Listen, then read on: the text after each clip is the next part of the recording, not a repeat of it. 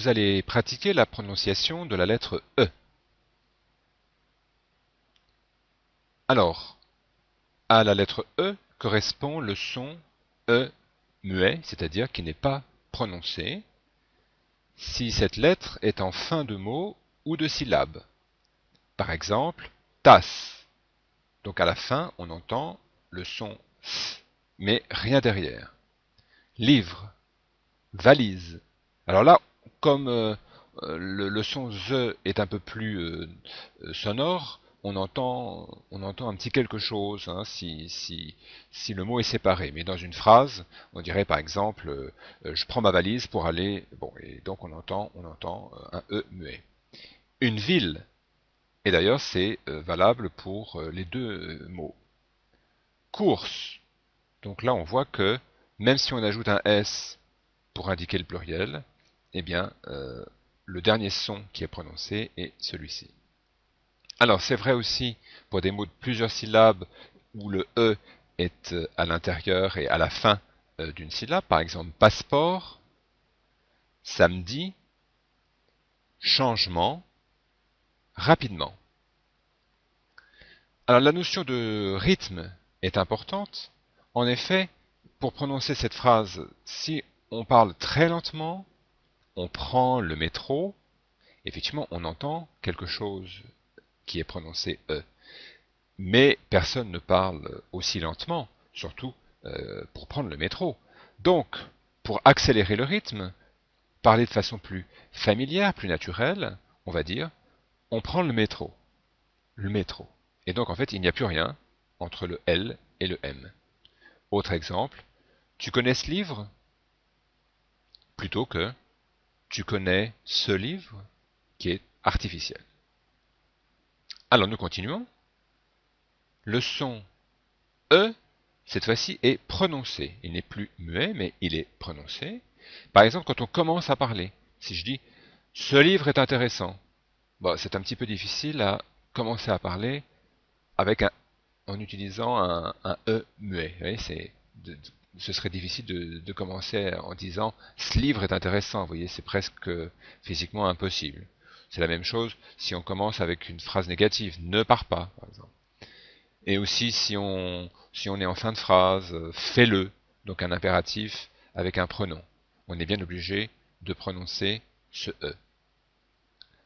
Autre cas, à l'intérieur d'un mot, on entend le son E quand il y a deux consonnes avant le E. Par exemple, dans le mot autrement, eh bien, devant le E, il y a deux consonnes. Et ici, si je ne prononçais pas le E, on aurait trois consonnes, le T, le R et le M, sans aucune voyelle, ce serait impossible à prononcer.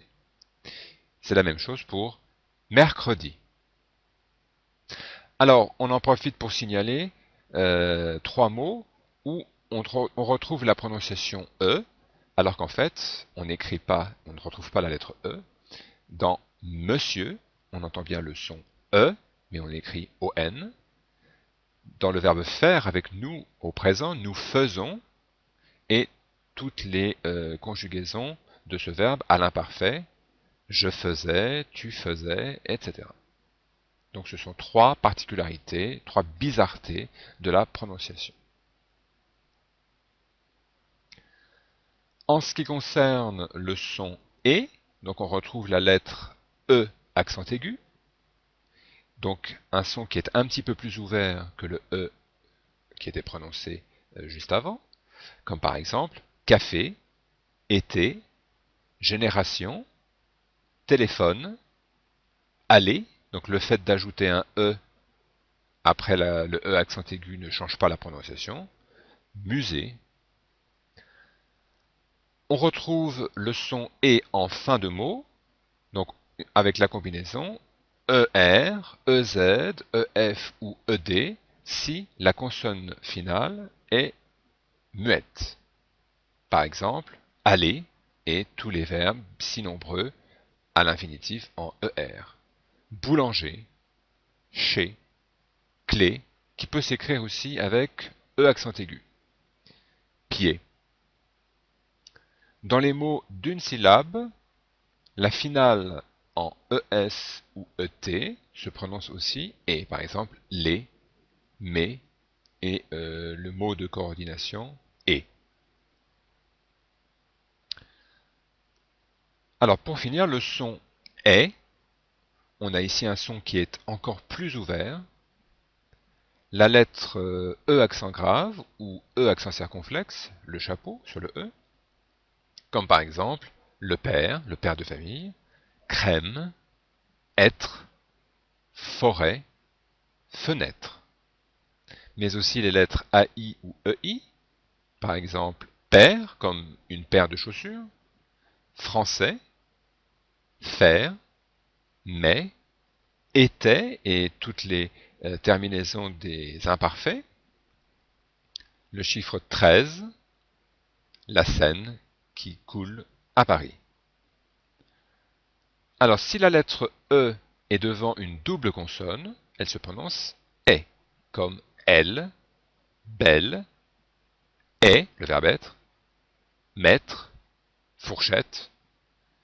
La lettre E devant une consonne prononcée se prononce aussi est. Par exemple, hôtel. Donc on voit que le L est prononcé.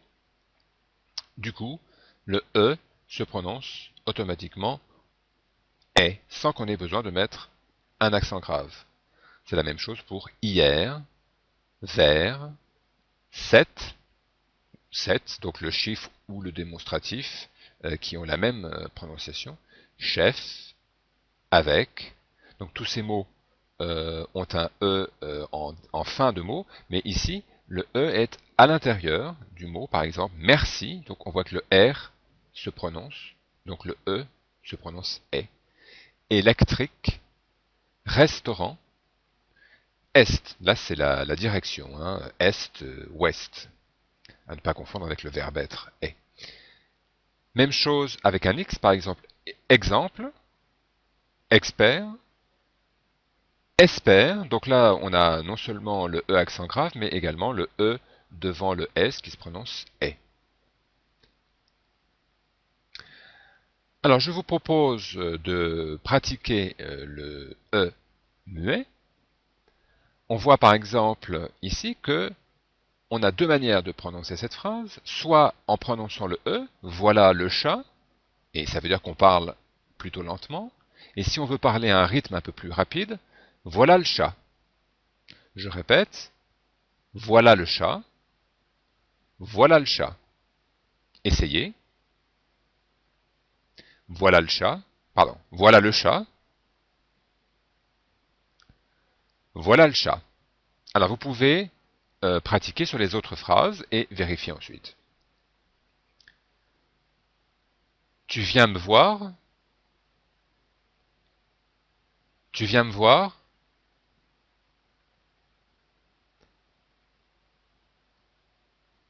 Alors là, il y a deux E qui peuvent être prononcés ou muets. Donc là, on ouvre la fenêtre. On ouvre la fenêtre.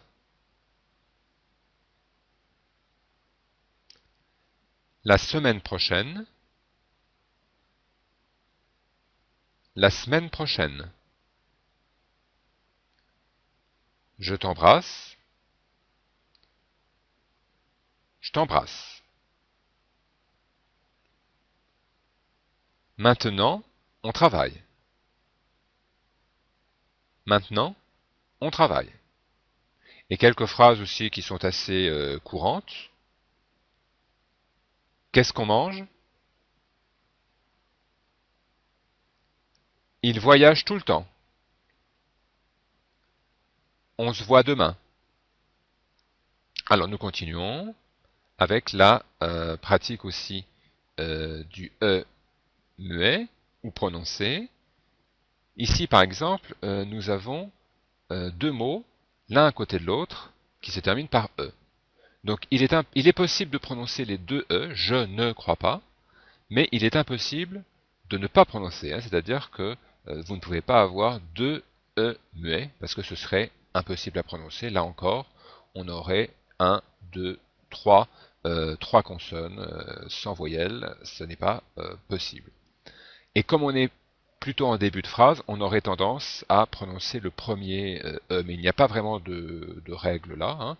Donc ici, on pourrait prononcer ça, je ne crois pas.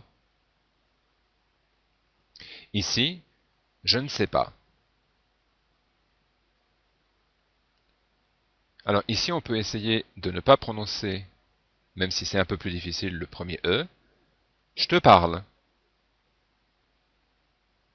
Ici, on va essayer les deux possibilités. Je le connais. Je le connais. Même chose.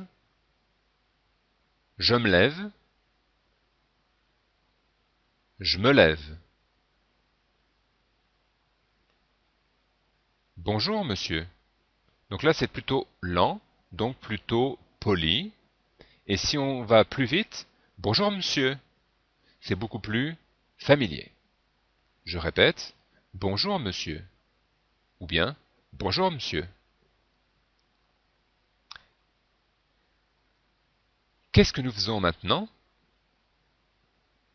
Alors, nous continuons maintenant avec la pratique du son et. Thé ou café? Désolé, c'est fermé. Revenez après déjeuner. Une journée d'été. Mettez les clés sur la table à côté du petit panier. J'ai été dérangé par le téléphone toute la journée. Maintenant, pratique du son est. Son père est un chef d'orchestre japonais. Il fait très mauvais cet hiver. Mon frère a fait une belle photo de la scène. Merci, mais je préfère une bière. Je n'ai jamais mangé dans un restaurant grec. J'ai commandé une assiette de fruits de mer. Un élève a ouvert la fenêtre.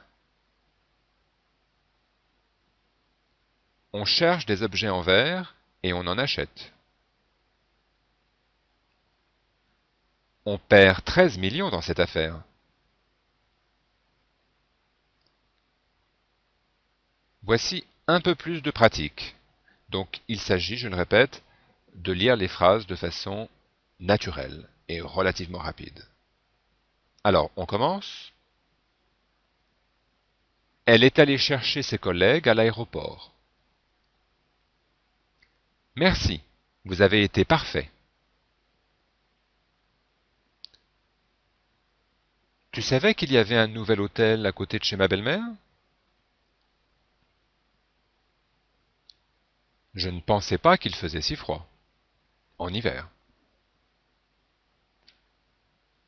Hier, j'ai touché mon premier salaire.